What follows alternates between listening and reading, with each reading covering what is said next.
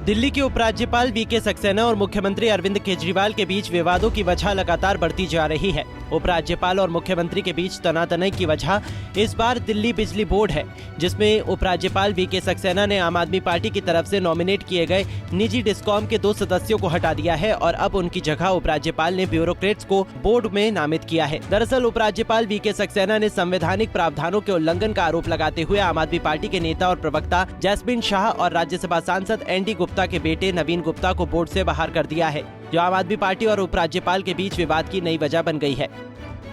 और difference of opinion लेने का तरीका क्या होगा, उस पर भी संविधान ने लिखा हुआ है, उस पर भी सुप्रीम कोर्ट ने बोला हुआ है, उस पर भी ट्रांजैक्शन ऑफ बिजनेस रूल है उसके ऊपर कि कैसे होगा। डिफरेंस ऑफ ओपिनियन ऐसे नहीं हो सकता जैसे एलजी साहब कर रहे हैं रोजाना, कि एलजी साहब अफसरों से फाइल मंगाते हैं, उस पर लिख देते हैं मेरा इस पर डिफरेंस ऑफ ओपिनियन है, ये आदेश लागू करो। ऐसे नहीं हो सकता। ये डिफरेंस ऑफ ओपिनियन भी गैर कानूनी है। क्यों? क्योंकि कानून में लिखा हुआ है कि डिफरेंस ऑफ ओपिनियन तब करेंगे एलजी साहब जब मंत्री कोई निर्णय लेगा, मंत्री निर्णय लेके एलजी साहब के पास भेजेगा। एलजी साहब अगर कहेंगे कि साहब इस पे अलग है, तो एलजी साहब की ड्यूटी है, ये कानून में लिखा हुआ है, एलजी साहब की ड्यूटी है कि पहले मंत्री को बुलाएंगे, उससे चर्चा करेंगे। लिखा हुआ है कानून में कि पहले चर्चा करेंगे, और चर्चा में अगर मंत्री के और उनके बीच में सहमति नहीं बनती है तो वो मुख्यमंत्री को कहेंगे कि एक बार इस पर कैबिनेट में चर्चा करो।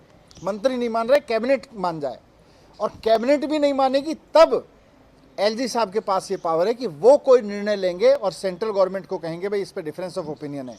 उससे पहले एलजी साहब के पास कोई पावर नहीं है। तो जो डिफरेंस ऑफ ओपिनियन एलजी साहब ले रहे हैं उसमें कोई प्रोसीजर फॉलो नहीं कर रहे, वो इलीगल तरीके से इंप्लीमेंट करा रहे हैं, अफसरों से डरा के धमका के उनको, संविधान को मान नहीं रहे। सुप्रीम कोर्ट के फैसलों के बारे में उनका कहना है सुप्रीम कोर्ट के फैसले मेरे ऊपर लागू नहीं होते, मैं तो लेफ्टिनेंट गवर्नर हूँ। आप संविधान के आदेश पे चलते हो, भारत में ही रहते हो, भारत में के ही एक राज्य में एलजी हो, आपको संविधान को भी मानना पड़ेगा, सुप्रीम कोर्ट को भी मानना पड़ेगा, नियम कायदे कानूनों को भी मानना पड़ेगा। आप जिस पार्टी के होंगे, ऐसा नहीं है कि दूसरी पार्टी की सरकारों के बारे में आप बोलें उसकी पार्टी का कोई भी फैसला मैं कहीं से भी उठा के पलट सकता हूँ। ये गैरकानूनी तरीके से एलजी साहब कर रहे हैं। कह रहे हैं कि हमने 4 साल पहले जो केजरीवाल जी की सरकार ने डायरेक्टर लगाए थे, वहाँ बिजली कंपनियों में 8,000 करोड़ का घोटाला हो गया।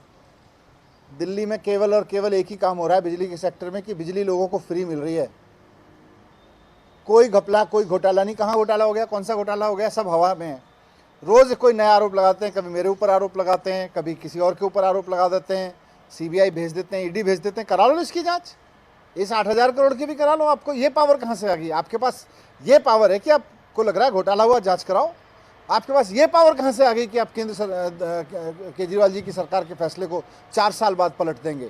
ये आपके पास पावर नहीं है। असंवैधानिक कर रहे हैं, गैर कानूनी कर रहे हैं और बिना प्रोसीजर्स को फॉलो हुए कर रहे हैं। आप प्रोसीजर भी इलीगल अपना रहे हैं। मैं एलजी साहब को रिक्वेस्ट करना चाहता हूँ कि संविधान का सम्मान करिए, सुप्रीम कोर्ट के सम्मान करिए। आप ये मत मान के चलिए कि सुप्रीम कोर्ट के फैसले आप पर लागू नहीं होते, और प्रोसीजर्स को फॉलो करिए।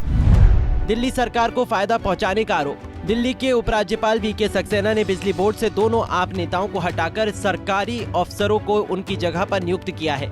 उपराज्यपाल की ओर से आम आदमी पार्टी नेताओं पर आरोप लगा है कि उन्होंने अनिल अंबानी के स्वामित्व वाली डिस्कॉम के बोर्ड में निजी प्रतिनिधियों के साथ सहयोग किया और दिल्ली सरकार को कई हजार करोड़ का लाभ पहुंचाया है। आम आदमी पार्टी ने आदेश को बताया असंवैधानिक। उपराज्यपाल की ओर से बिजली बोर्ड में से आम आदमी पार्टी नेताओं को हटाए जाने पर आम आदमी पार्टी ने उपराज्यपाल के ऐसे किसी भी आदेश को असंवैधानिक करार दिया है। दिल्ली के उप मुख्यमंत्री मनीष सिसोदिया ने कहा कि उपराज्यपाल संविधान को नहीं मान रहे हैं, सुप्रीम कोर्ट के आदेश को भी उपराज्यपाल नहीं मानते हैं। उन्होंने जो आदेश जारी किया है वो गैर कानूनी है। आपको बता दें कि दिल्ली ट्रांसको, जिसे अब डिस्कॉम के रूप में भी जाना जाता है, तत्कालीन दिल्ली की मुख्यमंत्री शीला दीक्षित ने अपने कार्यकाल में फैसला लिया था कि डिस्कॉम में सरकार के प्रतिनिधि भी शामिल होंगे। इसमें वित्त सचिव, ऊर्जा सचिव और एमडी भी होंगे।